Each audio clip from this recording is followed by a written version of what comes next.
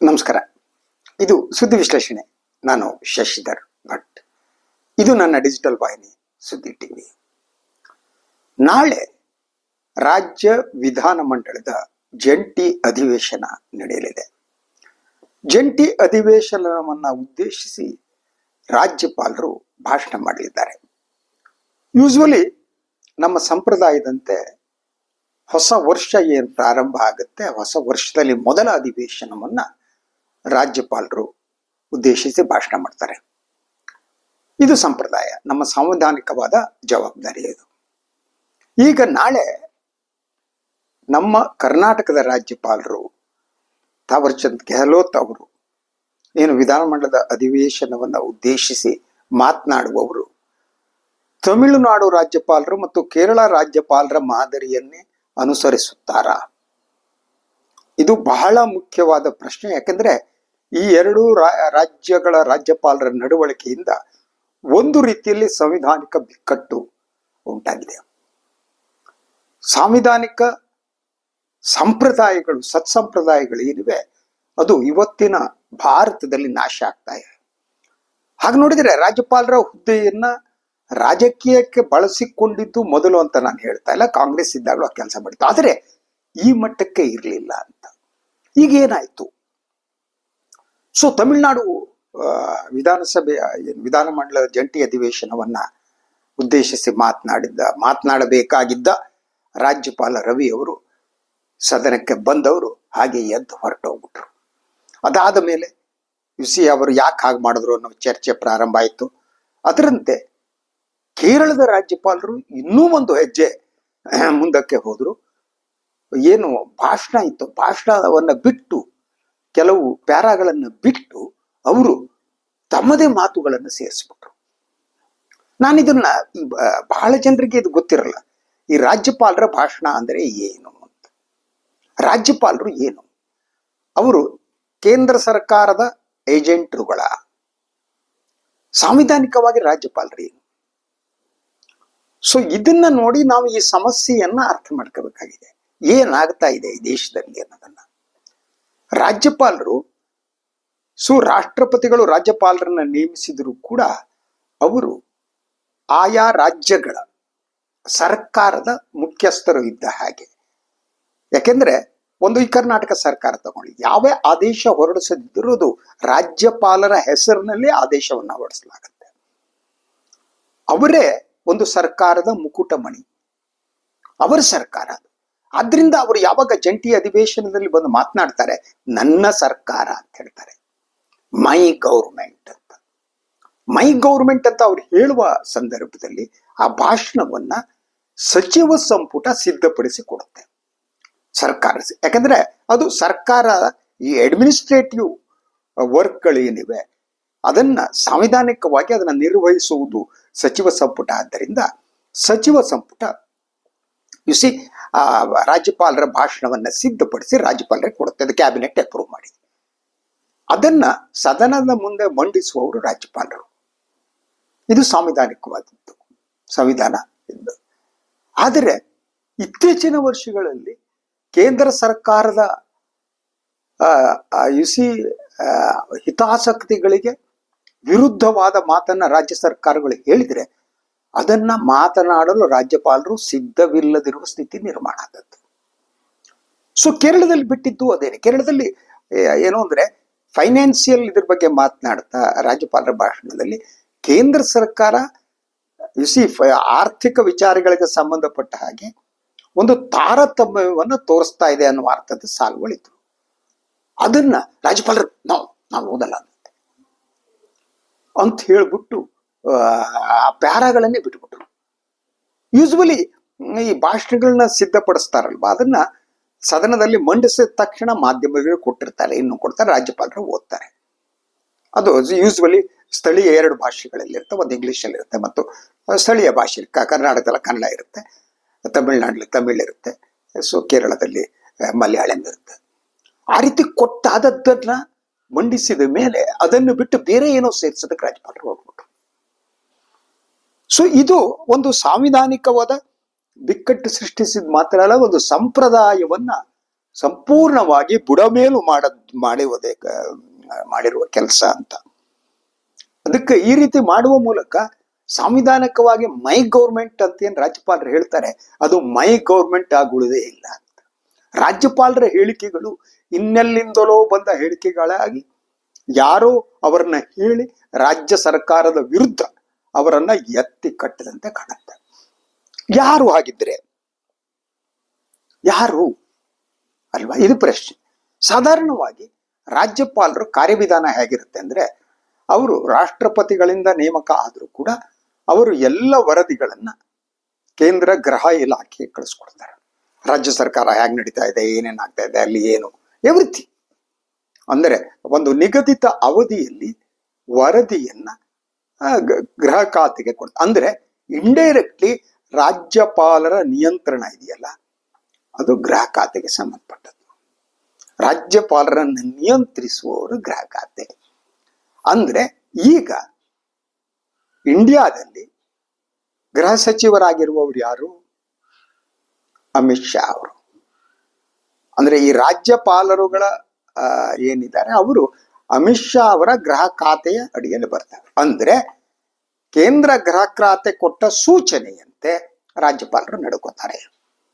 ಈಗ ಕೇರಳ ಮತ್ತು ತಮಿಳುನಾಡು ರಾಜ್ಯಪಾಲರ ಈ ನಡವಳಿಕೆ ಏನಿದೆ, ಈ ನಡವಳಿಕೆ ಸಾಂವಿಧಾನಿಕ ವಿರೋಧವಾದ ನಡವಳಿಕೆ, ಸಂವಿಧಾನದ ಬಿಕ್ಕಟ್ಟನ್ನ ಸೃಷ್ಟಿಸುವಂತಹ ನಡವಳಿಕೆ.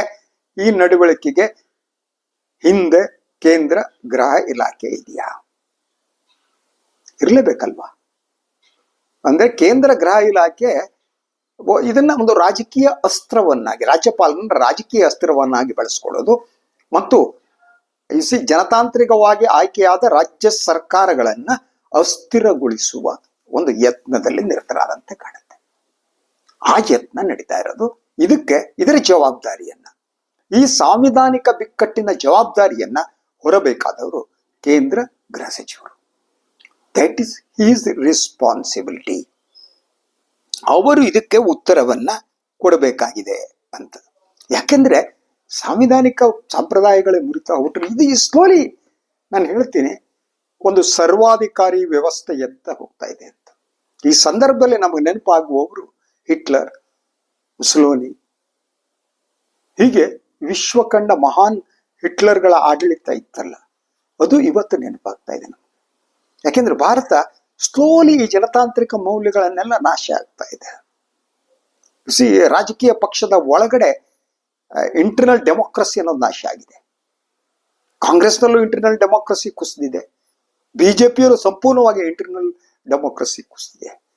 ಅಂದ್ರೆ ಏಕ ವ್ಯಕ್ತಿ ರಾಜಕಾರಣ ಅಂತ, ಏಕ ವ್ಯಕ್ತಿ ಕೇಂದ್ರಿತ ರಾಜಕಾರಣ ಈ ದೇಶದಲ್ಲಿ ನಡೀತಾ ಇದೆ. ಮತ್ತು ಆ ಏಕ ವ್ಯಕ್ತಿಯನ್ನ ದೇವರನ್ನಾಗಿಸುವುದು, ಅವರೇ ದೇವರು ಅಂತ. ಈ ದೇಶದಲ್ಲಿ ಈಗ ನರೇಂದ್ರ ಮೋದಿ ಅವರನ್ನ ದೇವರನ್ನಾಗಿಸುತ್ತ, ಉಳಿದದ್ದೆಲ್ಲ ಇಲ್ಲ. ಆ ಮೂಲಕ ರಾಜ್ಯ ಸರ್ಕಾರಗಳು ಅಂತಂದ್ರೆ ಏನು? ಬಿಜೆಪಿ ವಿರೋಧಿ ಸರ್ಕಾರಗಳಲ್ಲಿ ಮಾತ್ರ ನಡೆಯುತ್ತೆ. ಅಂದ್ರೆ ಯಾವ್ಯಾವ ರಾಜ್ಯಗಳಲ್ಲಿ ಜನ ಬಿಜೆಪಿಯನ್ನ ತಿರಸ್ಕರಿಸಿ ಇನ್ನೊಂದು ಪಕ್ಷವನ್ನ ಆಯ್ಕೆ ಮಾಡಿದ್ದಾರೋ ಅಂತಹ ರಾಜ್ಯಗಳಲ್ಲಿ ರಾಜ್ಯಪಾಲರನ್ನ ಬಳಸಿ ಆ ಸರ್ಕಾರ ಕೆಲಸ ಮಾಡದಂತೆ ಮಾಡಿ ನಿಷ್ಕ್ರಿಯಗೊಳಿಸಿ ಅವರನ್ನ ಜನ ತಿರಸ್ಕರಿಸಬೇಕು ಮತ್ತು ತಾವು ಬಂದು ಕೂತ್ಕೋಬೇಕು. ಎಂಥ ದುಷ್ಟ ಆಲೋಚನೆ ನೋಡಿ. ಜನತಂತ್ರ ವ್ಯವಸ್ಥೆಯಲ್ಲಿ ಒಂದು ರಾಜ್ಯದಲ್ಲಿ ಆ ಜನ ಯಾರು ಬೇಕೋ ಆ ಸರ್ಕಾರನ ಆಯ್ಕೆ ಮಾಡ್ತಾರೆ. ಅವರನ್ನ ಟೀಕಿಸುವ ಹಕ್ಕು ಎಲ್ಲರಿಗೂ ಇರುತ್ತೆ ಅಲ್ವಾ? ಸೊ ಅವ್ರೇನಾದ್ರೂ ರಾಜ್ಯಪಾಲರುಗಳು ಈಗ ಇನ್ನೊಂದು ಅವರು ಈ ರಾಜ್ಯ ಸರ್ಕಾರಗಳ ಏನು ಸಂವಿಧಾನದ ಪ್ರಕಾರ ರಾಜ್ಯ ಸರ್ಕಾರಗಳು ತಮ್ಮ ವಿಧಾನಸಭೆಯಲ್ಲಿ ಮಂಜೂರಾತಿ ಪಡೆದಂತಹ ವಿಧೇಯಕಗಳನ್ನು ಕೂಡ, ಅದು ದೊಡ್ಡ ಕತೆ ಬೇಡ, ಇನ್ನೊಂದ್ಸಲ ಹೇಳ್ತೀನಿ, ಅದನ್ನ ಕುರ್ಚಿ ಕೆಳಗೆ ಹಾಕಿ ಕೂತ್ಕೊಂಡು ಎಷ್ಟೋ ಕಾಲ ಅದನ್ನ ಮಾಡದೇ ಇರೋದು. ಇಂತಹ ಒಂದು ಸ್ಥಿತಿ ಬರುವ ಮೂಲಕ ಅಂದ್ರೆ ಈ ಚುನಾಯಿತ ರಾಜ್ಯ ಸರ್ಕಾರಗಳ ಹಕ್ಕನ್ನ ಮೊಟಕುಗೊಳಿಸುವ, ಅವರ ಸಾಂವಿಧಾನಿಕ ಕರ್ತವ್ಯಗಳೇನಿವೆ ಅದರ ಮೇಲೆ ದಾಳಿ ಮಾಡುವಂತಹ ಒಂದು ಸ್ಥಿತಿ ನಿರ್ಮಾಣ ಆದದ್ದು ಅಂತ. ಸೊ ಇದಕ್ಕೆಲ್ಲ ಕೇಂದ್ರ ಗೃಹ ಸಚಿವ ಅಮಿತ್ ಶಾ ಅವ್ರಿಗೆ ಬೇರೆ ಬೇರೆ ಜವಾಬ್ದಾರಿ ನಿರ್ವಹಿಸಬಹುದಾಗಿತ್ತು. ಅವರು ಇಂತಹ ರಾಜ್ಯ ಸರ್ಕಾರಗಳ ಮೇಲೆ ಈ ರೀತಿ ಹದ್ದಿನ ಕಣ್ಣಿಟ್ಟು ಏನು ಮಾಡೋದಕ್ಕಿಂತ ಮುಖ್ಯವಾಗಿ ಈ ಬಂಗಾಲದಿಂದ ಇವರು ಬಾಂಗ್ಲಾದೇಶದಿಂದ ನುಸುಳುಕೋರು ಬರ್ತಾರೆ ಅಂತ ತಡೆಯೋದು ಅವ್ರ ಕೆಲಸ ಆಗಿತ್ತಲ್ವಾ. ಆ ಕೆಲಸದಲ್ಲಿ ಅವ್ರು ನಿರತರಾಗ್ಬೋದಾಗಿತ್ತು ಅಲ್ವಾ. ಅದು ಅವ್ರ ಜವಾಬ್ದಾರಿ. ಕರ್ನಾಟಕದಲ್ಲಿ ಬಂಗಾಳಿಗಳಿದ್ದಾರೆ, ಇನ್ನೆಲ್ಲಿ ಇದ್ದಾರೆ, ಬಂದಿದ್ದಾರೆ. ನುಸುಳು ಯಾರ ಜವಾಬ್ದಾರಿ? ಅದು ಗಡಿ ಯಾರು? ಕರ್ನಾಟಕದಲ್ಲಿ ಬೆಂಗಳೂರಿನಲ್ಲಿ ಬಾಂಗ್ಲಾದೇಶಿಯರು ಇದ್ದಾರೆ ಅಂತಂದ್ರೆ ಈ ಬಿಜೆಪಿ ಅವ್ರು ಒದ್ದಾಡ್ತಾರಲ್ಲ, ಹೋಗಿ ಸಿದ್ದರಾಮಯ್ಯ ಹೋಗಿ ಗಡಿಯಲ್ಲಿ ನಿಂತ್ಕೊಂಡು ಮಾಡಕ್ಕಾಗತ್ತೇನ್ರಿ? Who is responsible that? ಯಾರು ಗಡಿ ಕಾಯುವವ್ರು? ಯಾರು? ಅದ್ರ ಜವಾಬ್ದಾರಿ ಯಾರು? ಇಂಟರ್ನಲ್ ಸೆಕ್ಯೂರಿಟಿ ಯಾರ ಜವಾಬ್ದಾರಿ? ಕೇಂದ್ರ ಗೃಹ ಸಚಿವರದಲ್ವಾ? He is responsible for that. ಆ ಜವಾಬ್ದಾರಿಗಳನ್ನ ಅವ್ರು ನಿರ್ವಹಿಸಬಹುದಾಗಿತ್ತು. ಅದ್ರ ಬಗ್ಗೆ ಚರ್ಚೆ ನಡೀತಲ್ಲ. ಆದ್ರೆ ರಾಜ್ಯಗಳ ಹಕ್ಕುಗಳನ್ನ ರಾಜ್ಯದ ಹಕ್ಕುಗಳನ್ನ ಕಿತ್ತುಕೊಂಡು ಅದನ್ನ ಮೊಟಕುಗೊಳಿಸಿ ರಾಜ್ಯದಗಳು ಸಾಂವಿಧಾನಿಕವಾಗಿ ಕೆಲಸ ಮಾಡದಿರುವಂತಹ ವಾತಾವರಣ ಸೃಷ್ಟಿ ಆಗ್ತಾ ಇದೆ ದೇಶದಲ್ಲಿ ಅಂತ. ಇದು ಜನತಂತ್ರದ ದೃಷ್ಟಿಯಿಂದ ಒಳ್ಳೆಯ ಬೆಳವಣಿಗೆ ಅಲ್ಲ. ಇದು ಅಪಾಯಕಾರಿಯಾದ ಬೆಳವಣಿಗೆ. ಅದು ಈ ದೇಶದಲ್ಲಿ ಆಗ್ತಾ ಇದೆ. ಸೊ ಈಗ ಅದರಿಂದ ನಾಳೆ ಒಂದು ಕರ್ನಾಟಕದ ರಾಜ್ಯಪಾಲರು ಕೂಡ ಸಾಂವಿಧಾನಿಕವಾಗಿ ನಡ್ಕೊತಾರ ಇಲ್ಲೋ ನೋಡ್ಬೇಕು, ಅಥವಾ ರವಿ ತಮಿಳ್ನಾಡು ರಾಜ್ಯಪಾಲರಂತೆ ಬಿಹೇವ್ ಮಾಡ್ತಾರೋ, ಏನು ಸರ್ಕಾರ ಕೊಟ್ಟಂತಹ ಭಾಷಣವನ್ನ ಓದ್ದೇ ಇರೋದು, ಹೊತ್ತಾಕೋದು, ಇಂಥ ಕೆಲಸಗಳನ್ನ ಮಾಡ್ತಾರ ಗೊತ್ತಿಲ್ಲ. ಐ ಡೋಂಟ್ ಥಿಂಕ್ ಸೊ ಅವ್ರು ಮಾಡ್ತಾರೋ ಇಲ್ವೋ ಅಂತ. ಅದು ಸೂಚನೆ ಹೇಗೆ ಬಂದು ಮಾಡ್ತಾರೆ ಗೃಹ ಇಲಾಖೆಯಿಂದ. ಯಾಕಂದ್ರೆ ಈಗಾಗಲೇ ಇದು ಒಂದು ವಿವಾದವನ್ನು ಸೃಷ್ಟಿಸಿದೆ ತಮಿಳ್ನಾಡು ಮತ್ತು ಕೇರಳದ ರಾಜ್ಯಪಾಲರ ನಡವಳಿಕೆ. ಅದು ಸಂವಿಧಾನ ವಿರೋಧಿಯಾದದ್ದು ಅಂತ. ಅದರಿಂದ ಇವ್ರು ಹಾಗೆ ಮಾಡ್ತಾರೋ ಗೊತ್ತಿಲ್ಲ. ಆದ್ರೆ ಇನ್ನೊಂದು ರೀತಿ ಏನಿದೆ, ವಿಧಾನಮಂಡಲಗಳು ಒಪ್ಪಿಗೆ ಕೊಟ್ಟಂತ ವಿಧೇಯಕಗಳನ್ನ ಅದಕ್ಕೆ ಅವ್ರು ಏನ್ ಮಾಡ್ತಾರೆ ಅನ್ನೋದು ಈಗ ಕುತೂಹಲಕರವಾದ್ದು ಅಂತಂದ್ರೆ, ಈ ದ್ವೇಷ ಭಾಷಣ ನಿಷೇಧ ಕಾನೂನು ಏನಿದೆ ಅದು ಈಗ ರಾಜ್ಯಪಾಲರ ಅಂಗಳದಲ್ಲಿದೆ. ಬೇಡ ದಯವಿಟ್ಟು ಆ ದ್ವೇಷ ಭಾಷಣದ ಆ ಕಾನೂನನ್ನ ನೀವು ಇದು ಮಾಡಬೇಡಿ, ಅದು ಸ್ವಾತಂತ್ರ್ಯ ಅನ್ನೋ ಮಾತನ್ನ ಬಿಜೆಪಿ ಆಡ್ತಾರೆ. ಅಂದ್ರೆ ದ್ವೇಷ ಭಾಷಣ ಮಾಡೋದು ಸ್ವಾತಂತ್ರ್ಯನ? ಅದು ಸ್ವೇಚ್ಛೆ ಅಲ್ವಾ? ಸ್ವಾತಂತ್ರ್ಯ ಮತ್ತು ಸ್ವೇಚ್ಛೆಯ ನಡುವಿನ ವ್ಯತ್ಯಾಸ ಗೊತ್ತಿಲ್ದಿದ್ರೆ ಅದು ಅಪಾಯಕಾರಿ ಅಂತಲ್ವಾ? ಅದನ್ನ ರಾಜ್ಯಪಾಲರು ಇಟ್ಕೊಂಡು ಕೂತಿದ್ದಾರೆ. ಅವ್ರು ಇದಕ್ಕೆ ಒಪ್ಪಿಗೆ ಕೊಡ್ತಾರ ಇಲ್ವೋ ಗೊತ್ತಿಲ್ಲ. ಅಂದ್ರೆ ಬಿಜೆಪಿ ದ್ವೇಷ ಭಾಷಣ ಮಾಡುವುದನ್ನ ಲೀಗಲೈಸ್ ಆಗೋದು ಬಯಸುತ್ತೆ.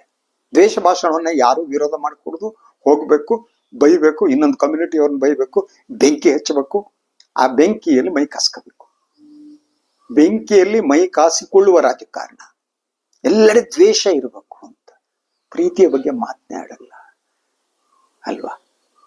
ದ್ವೇಷ ಭಾಷಣ ಮಾಡೋದು ನಿಷೇಧ ಮಾಡಿದ್ರೆ ಇಲ್ಲ ಬೇಕು ಅಂತ ಹೇಳುವಂತಹ ಒಂದು ರಾಜಕೀಯ ಪಕ್ಷ ಇರುವಂತಹ ಒಂದು ವ್ಯವಸ್ಥೆಯಲ್ಲಿ ನಾವಿದ್ದೀವಿ.